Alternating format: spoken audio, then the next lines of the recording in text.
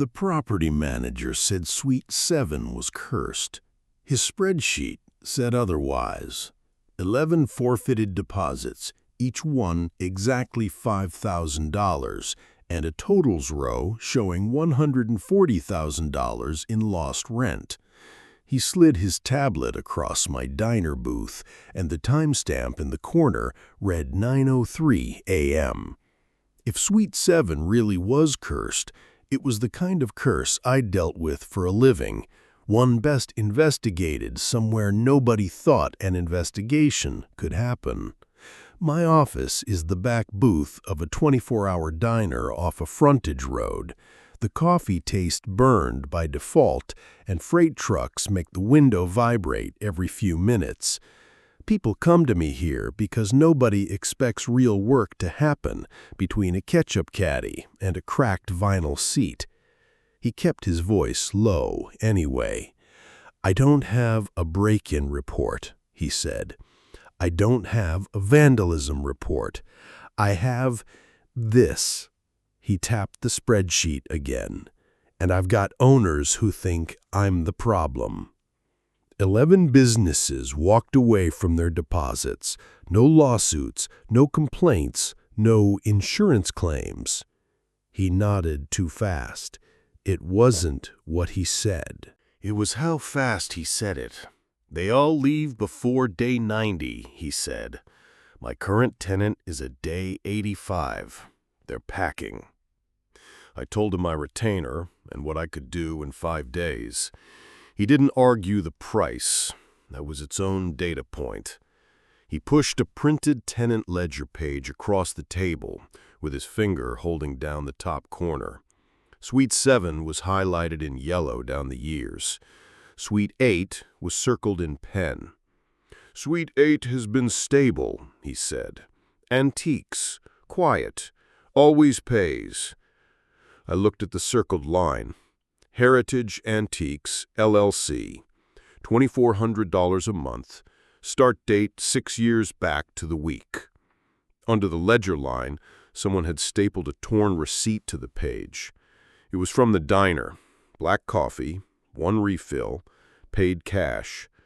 The time on that receipt was 9:03. It felt irrelevant at the time.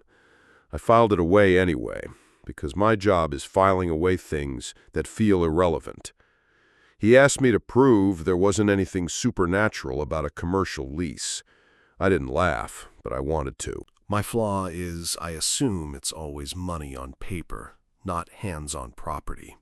I took the job. He left a credit card authorization slip under the sugar packets and walked out like he was late for his own firing. I sat there for a minute after he left, not moving, listening to a truck idle outside. I stared at the highlighted Suite 7 line without my notebook. If there was a fraud angle, it would show in numbers. If it was something else, I'd have to get my hands dirty in a building I didn't own. I didn't like that second option. The 9th tenant was a baker. I found them through an old email chain the property manager forwarded me, full of "per our conversation" and "best regards." The baker met me in the back of their current place, which was not in that plaza and not big enough for a commercial mixer. They held a copy of their termination notice as if it might bite them. The date on it was October 14th. The reason line was blank. "I'm not trying to make you sound crazy," I said. "I'm trying to make you specific." The baker rubbed flour-stained fingers together. "I don't tell this story. People don't hire you when you tell this story." "Try me." They hesitated, then went forward in a rush. Things moved at night. Not little things. The mixer, the rack, a pallet of flour. We'd lock up, set the alarm, come in, and it was off by feet. "Off by feet," I repeated. 3 feet once. A 200-pound mixer, no scrape marks, no torn linoleum. "That's not possible," I said, and I heard the cynicism in it. I was grating a lie instead of listening to a person. The baker flinched. "That's why we left. I know how it sounds." "Any sign of entry?" I asked. "None. The deadbolt was always exactly how we left it. I wrote down what they said anyway. Heavy equipment shifted, no scratches, no force entry, left by day 90. They slid their phone across the table and showed me a photo of the suite the day they moved out. The angle caught the corner where the mixer should have been. It wasn't proof of movement, just proof of their life there.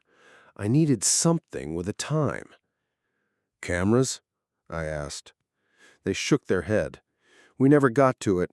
We were waiting for cash flow. By the time we got cash flow, we were leaving." In the parking lot after, I sat in my car and read the termination notice again. October 14th, day 89. No new detail jumped off the page. I read it anyway and folded it back into my file. Sometimes I reread a document because I'm hoping my brain will stop being my brain. The 11th tenant was a tailor. They answered my call like they'd been waiting to get rid of the story. "I'm out. I'm not going back in there." "Your lease ends in 5 days. If you leave, the manager keeps your deposit." "Let him. I paid for peace." I asked for 10 minutes in a public place. They agreed, as long as it wasn't near the plaza. The tailor showed up with a shopping bag full of receipts and a key ring they kept turning in their hand. They didn't put the keys down on the table. "You add alarms? Motion, door, window contacts?" It never tripped, not once. "Locks picked?" "No," they said it. Flat. Too flat. The deadbolts were never tampered with. "What happened then?" I asked. "Inventory missing," they said. "Not everything. The stuff I just finished. Hemmed pants, alterations, the work that had deposits attached." "Could an employee—" "They know employees," they cut in. "Don't do that." I stopped. I'd been about to do that thing I do when I can't imagine the alternative, blame the easiest human in the room. The tailor pulled up a photo on their phone and held it where I could see. The timestamp was 2:14 a.m. In the frame, 3 display mannequins inside the shop turned to face the back wall. "I didn't do that," they said. "I locked the front, I set the alarm, I drove home." "Maybe vibration," I said, and I hated that I said it. It sounded like I was defending the building. The tailor's voice went quiet. "Those mannequins weigh a lot. They don't spin themselves." I noted the timestamp, 2:14 a.m. I asked if anyone else had a key. "Only me," they said. Then they added, softer, "That's the part I hate. It makes me the suspect in my own place." Back in my car I wrote, "Locks intact, alarm silent, objects repositioned with intent." If nobody came through the doors, they came through something else. Even writing it down felt dramatic. I didn't have a mechanism yet. I went to the plaza next. It was a strip of units built in the early 90s, the kind of construction that looks solid until you work on it. Suite 7 had a "for lease" banner half unrolled in the window, even though it was occupied. Somebody at management was already planning for failure. Suite 8's antique shop had a hand-painted sign and an open flag in the window. Inside were lamps, old tools, framed prints, and glassware that had no reason to be there, except somebody liked collecting it. The owner, older, clean shirt, soft voice, stood behind a counter with a small framed photo of 2 kids taped to the register. It was the only personal thing in the shop. He nodded at me. "Looking for anything in particular?" I said, "Just browsing." He watched me without hovering. He didn't pitch, he didn't follow. Quiet business, like the property manager said. I drifted toward the back. The air in the shop smelled faintly of lemon cleaner and old wood. On the floor by a shelving unit, I noticed a scuffed strip where a rug had been dragged and reset more than once. He noticed me noticing it. "That's an old place," he said. "Floors shift." I didn't push it. I didn't have grounds. I left without buying. Outside, I stopped at the curb of the walkway and looked back at Suite 7's door. It sat there like any other glass door with a cheap metal frame. I stood there longer than I should have. I was waiting for my brain to hand me a clean explanation, and it didn't. At the county courthouse, I pulled the plaza's recorded documents and a few old permits. Standard stuff.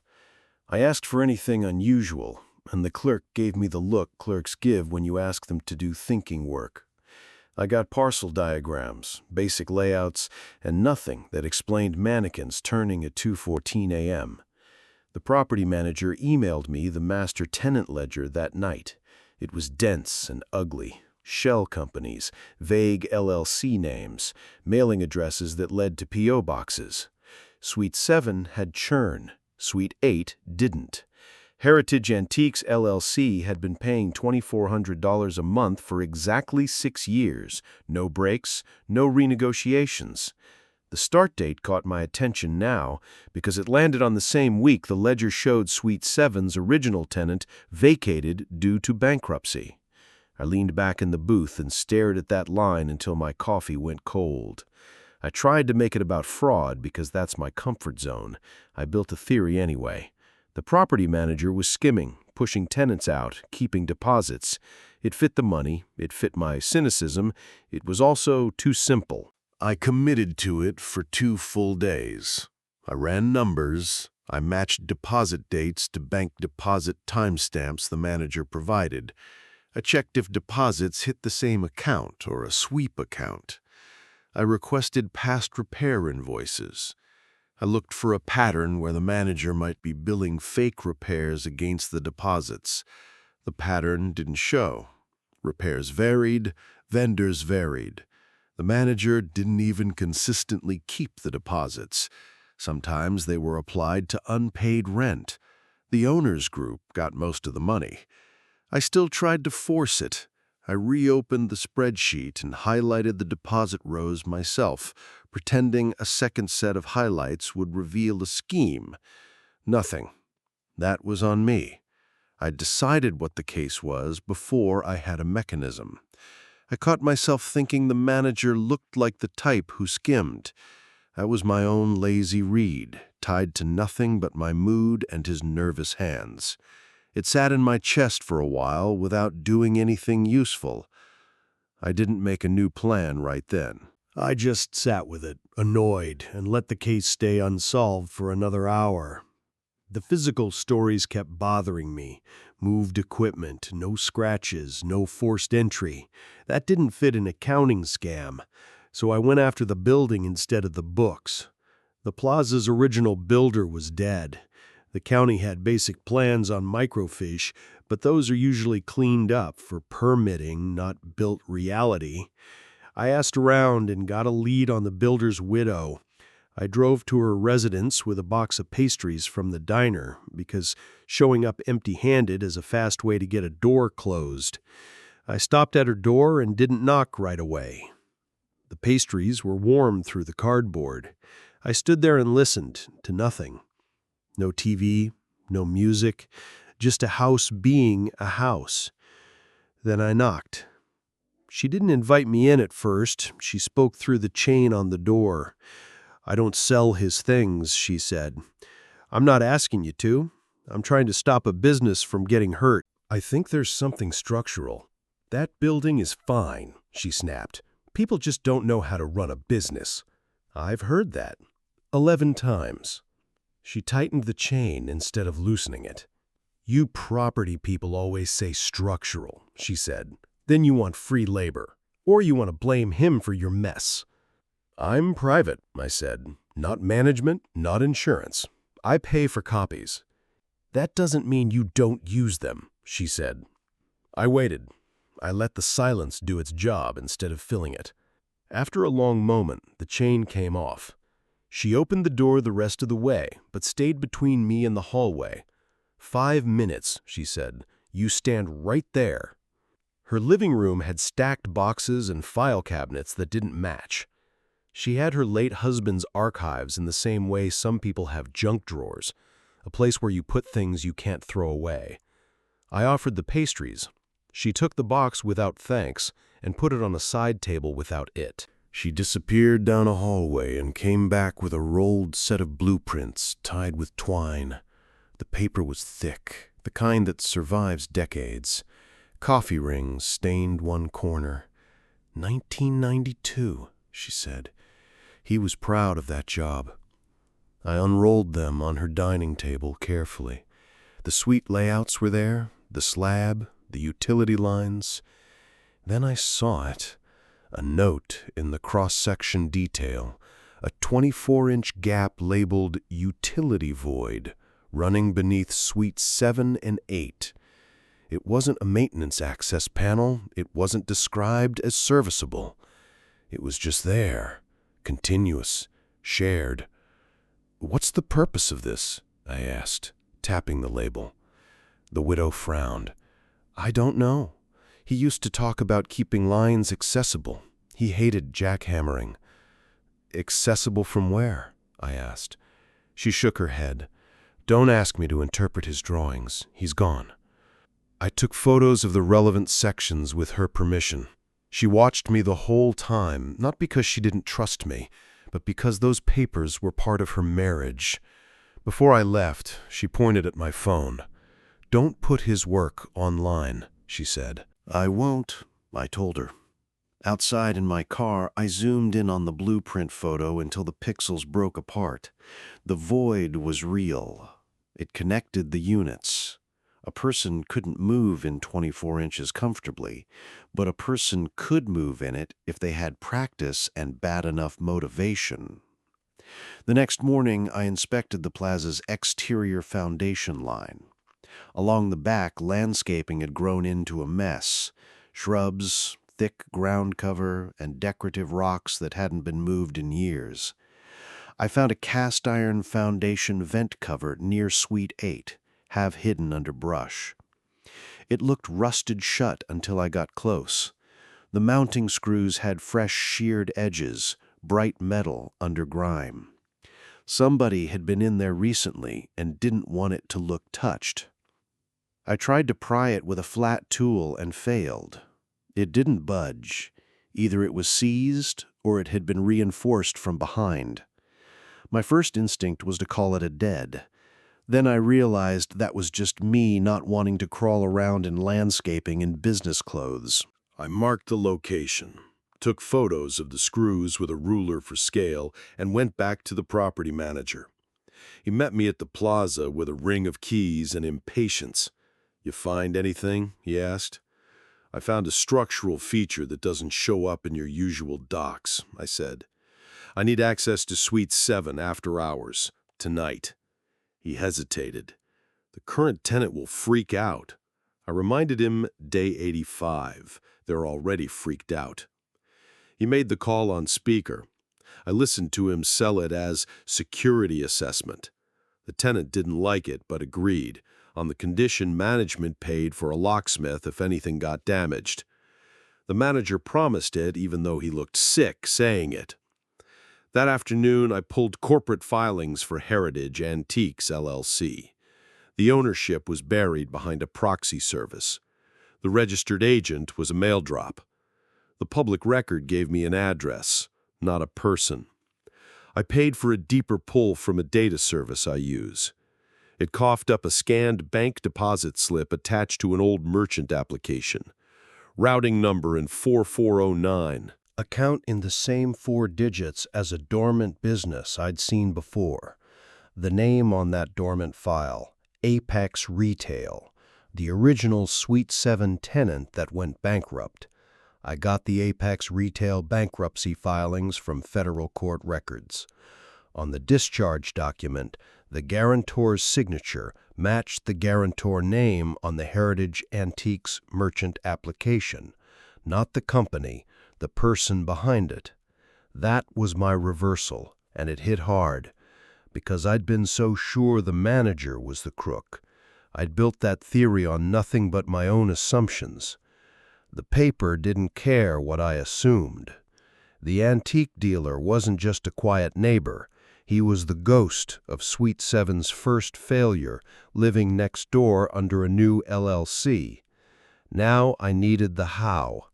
I went back to the plaza in late afternoon and walked into Heritage Antiques. The owner was behind the counter again, same calm. The photo of two kids was still taped near the register. He had a receipt book open. Neat handwriting. "I'm looking for the owner," I said. "I am," he replied. "I'm doing some work for the property manager," I said. Suite 7's had problems. His mouth tightened, then relaxed. A controlled reaction. "Not my unit," he said. "I pay my rent." "I'm not saying you don't," I said. "I'm asking if you've heard anything. Noises, after hours." He shrugged. "Plazas make noise. Pipes. Delivery trucks." "Any reason you'd be under the floor?" I asked, and I regretted it as soon as it left my mouth. Too direct, too early. He went still from the shoulders down. "Under the floor," he repeated. "Building plans show a utility void," I said, "shared between your unit and Suite 7. He laughed once, short. "You think I'm crawling around under there? I'm not a kid." "Then you won't mind if I look in your back storage area," I said. "No," he said immediately, then softened it. "It's messy. Liability. Antique glass. I can't have strangers back there." He'd refused, deflected, and then tried to make it about safety. "Fair," I said. "I'll get something in writing." He nodded too quickly. "Do that." I walked out with nothing but his refusal and my own mistake. I'd tipped him that I knew about the void. I didn't have proof he used it yet. Now he had time to seal it, move things, or stop coming through. That night, I didn't go straight to the stakeout. I sat in my car in the diner lot and watched the entrance for a few minutes, engine off, file on the passenger seat. I was thinking about how many times in this job I talk too soon because I want the case to move. It doesn't make me faster. It makes the other side careful. I went anyway. Waiting wouldn't fix it. The current tenant of Suite 7 ran a small specialty retail operation. I'm not naming it because it doesn't matter. What mattered was their back room had shelves of boxed product, and they'd already started packing early. They let me in at 9:40 p.m. They wanted to stay while I worked. I told them no. Not because I'm tough.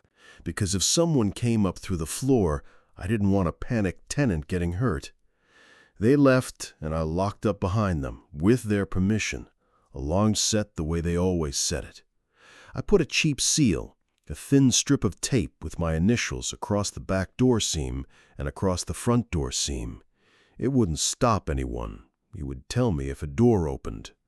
I set up 2 cameras, one low light pointed at the center of the suite, and one thermal unit pointed at the floor where the baker's mixer had supposedly shifted. I didn't have a warrant. I had consent from the tenant and the property manager. That mattered. Then I sat on the floor behind a counter with my back against cheap cabinetry, and I stayed still. My phone was on silent, my shoes were off. I could hear the building's hum and my own breathing. At 11:45 p.m., the thermal feed showed a heat bloom under the center floorboards. Not a small animal, not a pipe, a human-sized mass moving slowly. The bloom paused. Then it moved toward the spot where the retail tenant had stacked a row of boxes earlier. I didn't move. I let my own adrenaline burn out into something usable. If I jumped too early and it was nothing, I'd be the crazy one in the story. The heat rose. The pattern changed, closer to the surface.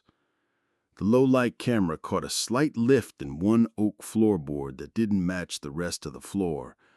Not nailed, not glued. It sat too clean. I crawled closer, slow, keeping my weight off that section. A corner of the board lifted a fraction, then settled. Somebody below was feeling for clearance. I waited. That was the hardest part. Waiting while a stranger is under your feet. The board lifted again, higher. A hand came up with a flashlight held low, beam covered. The hand wasn't gloved. I saw the mechanism then. Hidden magnetic latches, not standard nails. Someone had built a reusable entry point and disguised it as flooring. That wasn't accidental construction. That was a project. The board shifted and a shoulder pressed up. A head followed. The antique dealer, older and not built for this, pushed himself out with practiced movements anyway.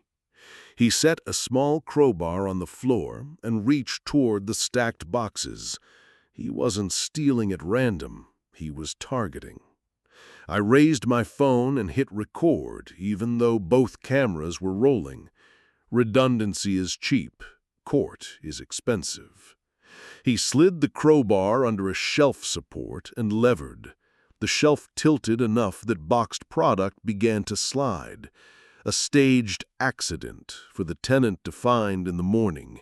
Breakage, loss, panic. I stepped forward and spoke. "Don't move," I said. He froze. The crowbar clanged as it slipped from his hand. He turned his body toward the floor, already planning his retreat. "That's not your business," he hissed. "It became my business when you started using Suite 7 as a storage unit," I said. And I heard how sure I sounded.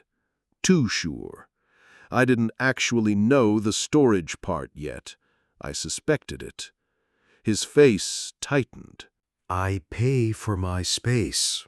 You're in the wrong space," I said. "Step away from the—" He dropped to a knee and grabbed the loose oak board, trying to slam it back into place. If he got it seated, he could pull the magnetic latch from below and leave me with a story and a blurry thermal blob. I moved fast then. I got a boot on the edge of the board and leaned my weight down, pinning it open. I wasn't trying to be heroic. I was trying to keep evidence from disappearing. He lunged for the crowbar again. I kicked it away. It skittered across the floor and hit a metal table leg. He grabbed his flashlight and tried to slide back into the void anyway. He got his torso down. He was committed. I heard footsteps outside the suite. The property manager's private security, 2 uniformed guards who patrolled the plaza at night, had been on standby in their vehicle at my request. I'd called them 10 minutes earlier when the heat signature first appeared and told them not to come in until I said. Now I said it loud. I said, "Suite 7, back door, now." The antique dealer jerked at the sound and tried to twist free. His shoulder caught the edge of the... He swore under his breath, angry and scared. The guards hit the back door a moment later, keys rattling, tape seal snapping. So much for my clean door evidence, but I still had the initial intact seals on video from earlier. Procedure is a lot of small compromises. They came in hard, stopped short when they saw a man half in and half out of the floor, then grabbed his arms. One guard cursed. The dealer fought for 3 seconds, then stopped.